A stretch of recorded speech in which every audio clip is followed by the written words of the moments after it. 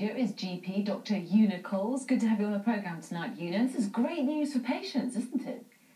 It sounds like it's wonderful news for patients, but actually it's not. I'm really worried about patient safety because there is a shortage of GPs. You may go into your surgery and notice that there is only one GP because the other GPs have actually left. Have you ever had to take a day off work to get a GP's appointment? Well, patients should realise that have you, Una? I know you're a doctor, so I'm assuming the answer is no. Well, as a doctor, I haven't taken any time off sick, and yes, doctors are very healthy people. And also, you can probably prescribe something to yourself, but that's the point, isn't it? We've had so many viewer comments on this issue.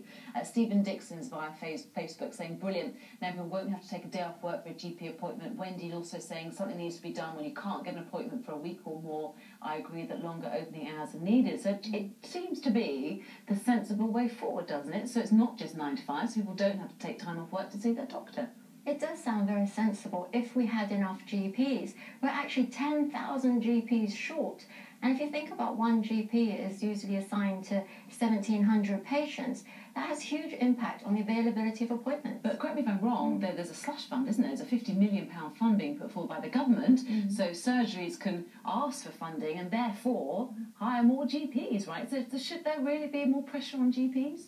Well, 50 million only covers 1,100 practices, and that works out to about £50,000 a practice. And they've already signed up, haven't they? You would think would be able to cover an extra GP. Unfortunately, as I said, there aren't enough GPs. Nobody wants to be a GP. They can't even find a replacement GP partner, and they've been advertising for months, years. And how much would that cost, do you think, the government, if they were to hire far more GPs, which is what you would like?